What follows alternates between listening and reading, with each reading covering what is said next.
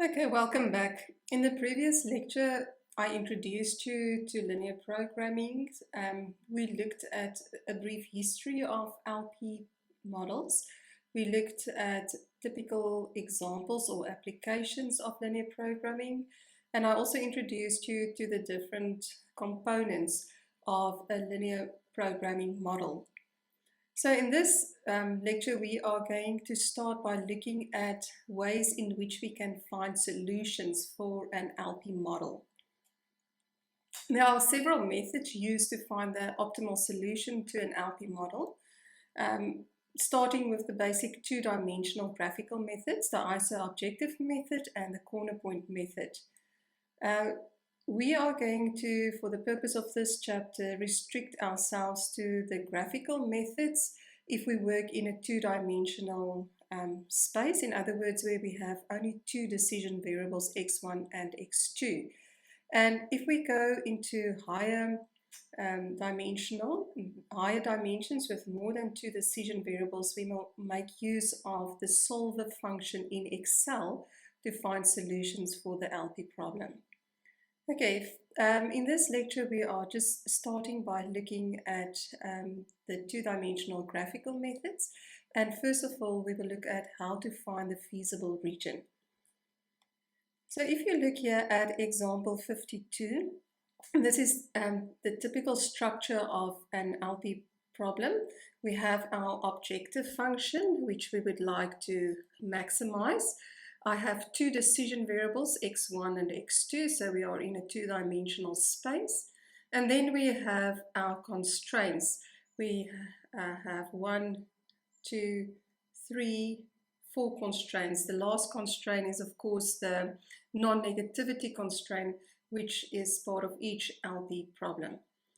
So to solve an example like this, we start by finding the feasible region, the region in which the solution must lie. And we start by looking at the first restriction here.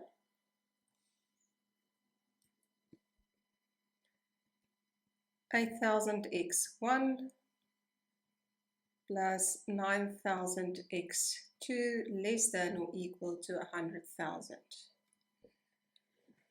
Okay, to be able to draw this restriction, we will first say this inequality, we will make it an equality, and then we will first draw the equality and then the inequality. The first lecture on chapter 4, we revised how to plot a linear function in a two-dimensional space. So we start by setting x1 equal to 0. So if x1 is equal to 0, we substitute our x1 with a 0. So this part will just be equal to 0. We have 9,000 x2 equal to 100,000, which means that my x2 must be 100,000 divided by 9,000, which is 11.11. So the first point on our graph will be the point where x1 is 0 and x2 is equal to 11.11. So that will be the intercept on the x2 axis. And then we set x2 equal to 0.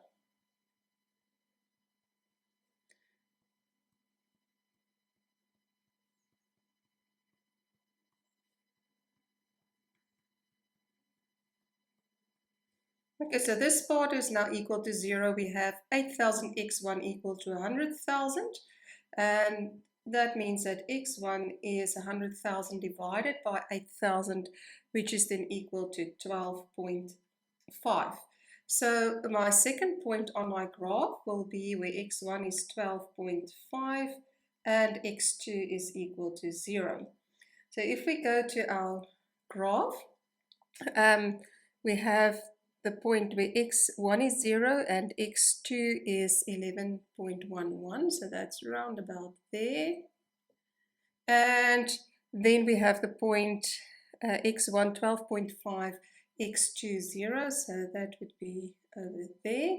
and then we connect these 2 points to get our first restriction. Now this is for the equality, but we want to draw the inequality less than or equal to 100,000. So to know whether the inequality is represented by the area below the line or above the line, you can choose any point either below or above the line. Let's just choose a point below the line. It's easy to choose the point 1,1 because it's easy substitution. So the point 1,1, if I substitute it into my inequality, I get 8,000 times 1 plus 9,000 times x2, which is 17,000, and 17,000 is indeed less than 100,000. So my inequality is satisfied by x1, and x2 equal to 1. And that means that this inequality will be satisfied by any point lying on the same side of the equation than the point 1,1. So that inequality will be satisfied for all the points lying below the line. Okay, so that's my first restriction, and I'm going to put a 1 there to indicate that that's my first restriction. Then my second restriction is where x1 is less than or equal to 8. So this is where my x1 is at 8.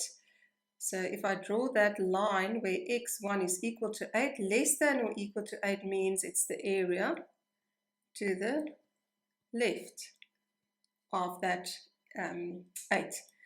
Let's just number that. So that will be my second restriction.